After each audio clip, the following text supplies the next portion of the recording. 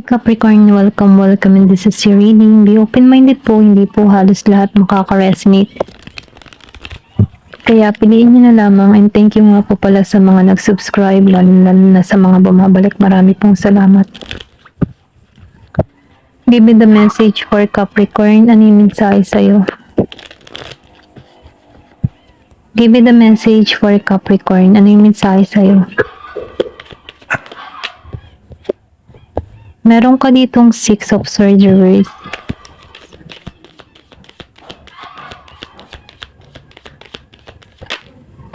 Meron ka ditong 6 of Wands. Nakikita ko dito no, meron kang mga pinoproblema. Kumbaga, meron kang mga tinatrabaho na hindi pa nakikilala. So, nahihirapan ka no, sa sitwasyon. Feeling mo yung effort mo dito ay hindi nagkakaroon ng magandang resulta dito. Pero ganun pa man ano, sinasabihan ka dito na huwag kang mawawalan ng pag-asa. Kumbaga, challenge lang to para sa'yo. And then, nakikitaan ko rin dito, no, maalisan mo to ng magaan, kaya huwag ka mag-alala.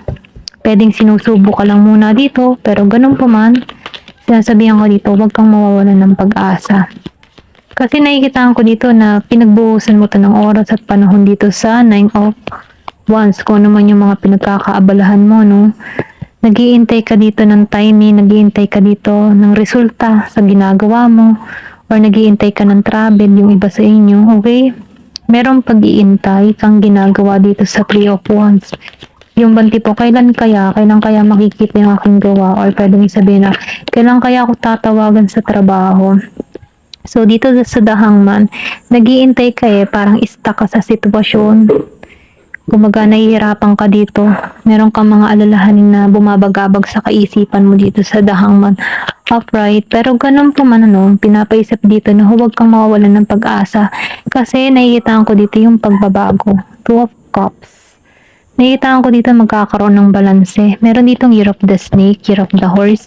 Then nakikitaan ko rin dito, no, sinasabihan ka dito, huwag kang susuko kung hindi man makilala yung ginagawa mo dito at nahihirapan ka na sa sitwasyon mo, pero yung ba tipong kahit nahihirapan ka, pilit ka pa rin bumabangon, pilit ka pa rin nagiging positibo at yun ang magandang katangian mo dito, okay? Kaya huwag kang mag-alala. Kahit naghihintay ka dito, merong makakapuna, merong makakapansin sa'yo, okay? Meron din tagumpay na naghihintay sa'yo. And then, nakikita ko rin dito, yung iba sa inyo, merong pagkikita. Kung nasa LDR situation ka, no? Meron ditong pagkikitang muli. Dito sa 2 of Cups. Meron dito bagong mangingibig, or pwede rin sabihin kilala mo na itong tao na to. So, nakikita ko dito, no, yung iba pinanghihinaan ng loob dito sa 5 of Cups. Kasi, sayang sayang yung oras, sayang yung panahon, parang hindi mo nakikita yung resulta ng ginagawa mo dito.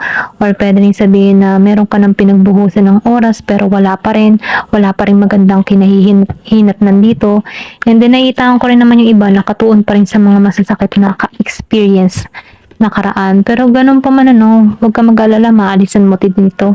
Kung ikaw man ay binitray, niloko, or dinaya dito sa 7 of Swords, sinasabihan ka dito, matatanggalan mo to, maalisan mo to, okay? So, sinasabihan ka dito, huwag kang susuko. Ayan, kung ano man yung mga bagabag, pumapasok sa kaisipan mo dito, sinasabihan ka dito, huwag kang susuko. Laban lang. Kasi yung pag-iintay mo diyan, meron yung magandang resulta. Magtiwala ka lang kasi meron ditong 2 of Cups. Kumbaga, no, maybe sinusubo ka lang dito. Ayan, tingnan pa natin dito. Give me the message. Ano pa yung mensahe?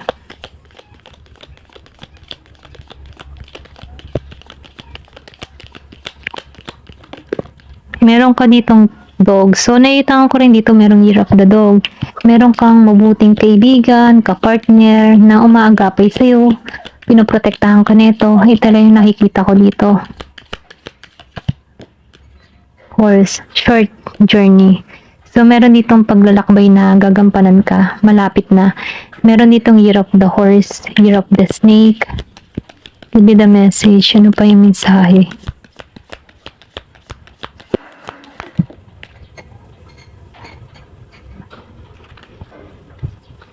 Target. So, nakita ko dito, huwag mong susukuan yung pangarap mo. Kasi nafe-feel ko dito, nakatuon ka ngayon sa dream mo so wag kang susuko dito, no? Kahit nahihirapan ka, kahit wala pang nakikitang magandang resulta dito, sinasabihan ka dito, be patient, okay? Give me the message, ano pa yung mensahe?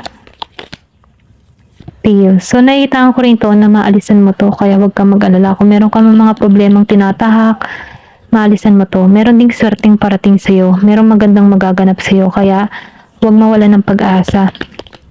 Give me the message. Merong swerte, magandang kapalarang naghihintay sa'yo. Flowers, happiness. Magiging kang masaya dito. Kaya, tiwala lang, meron ditong kaligayahang naghihintay sa'yo. July. May magaganap ngayong July sa'yo. Okay? Give me more information. Ano pa yung mensahe?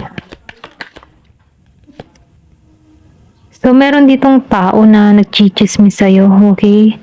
Sinisiraan ka nito. Kung meron ka mang kakilala sa katrabaho, sa environment mo, okay? Pwedeng kilala mo na rin to. Mahilig tong manchismis, siraan ka, ganyan. Pero ganun pa man itong problema mo, kung meron ka mang kinakaharap na problema, matatapos na to, okay? Magkakaroon ka na ng resolba sa problema mo. Then, yung iba naman sa inyo, meron din tao na kumikilos sa'yo. Kumbaga, itong tao nito, pilit na ginagaya ka kung ano yung kakayahan mo, okay? Chair empty. Then, nakikita ko rin dito, meron din tao nga alis sa buhay mo, okay? Meron dito, Year of the Dragon. Give me the message. Red. So, meron dito loss. Pwede rin sabihin, meron ka ditong naranasan or meron ditong nangawala din sa buhay mo. Okay? Yung iba sa inyo, may pagluluksa or pwede rin sabihin, nakakaranas ka ngayon ng pagluluksa. Pwedeng heartbroken ka ngayon or meron kang malapit sa buhay mo na nawala. Okay? Pwedeng hindi ka makamoving on dito sa sorrow. Dogs. Then, nakita ko rin dito, meron kang mga mabubuting kaibigan na handang dumamay sa'yo dito. Andyan siya, okay? Meron kang mga kaibigan na sinusuportahan ka. Totoo to sa'yo. Okay? Yung iba sa inyo, hindi halos lahat. Give me the message.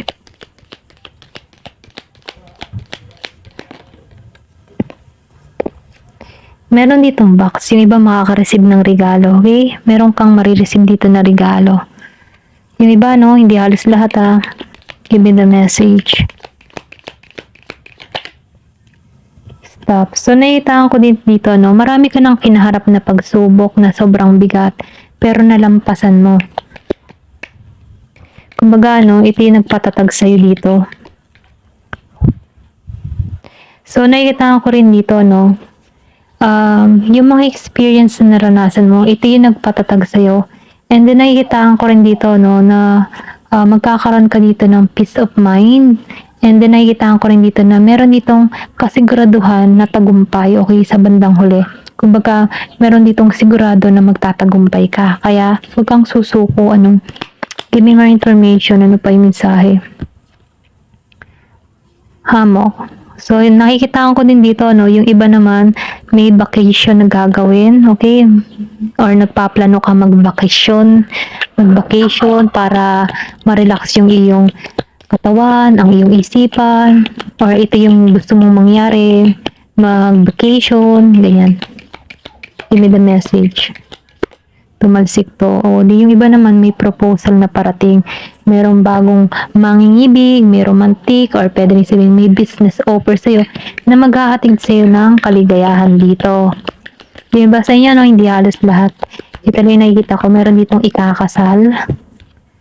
Moon. So, meron ditong pagbabago na mangyayari sa buhay mo, okay?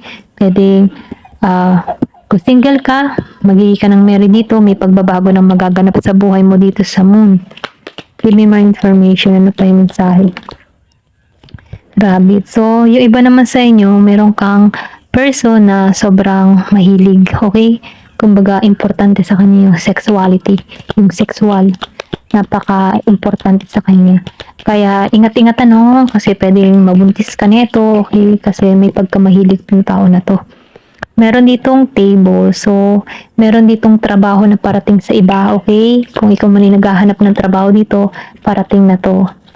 Then, meron ditong exciting na magaganap sa buhay mo na kung saan sobrang saya lang. Kumbaga, hindi mo akalain na talagang marireceive mo to. Then, nakikita ko rin dito, yung iba sa inyo, pinoprotektahan yung sarili, iniingatan yung sarili, and then nakikita ko dito yung protection sa'yo. Okay? Ito lang yung nakikita ko. Ayan, nakita ko yung 1010. Okay, meron tong hatid sa'yo, angel number 1010. Okay, tingnan mo na lang sa Google. Ayan, thank you for watching and love and peace.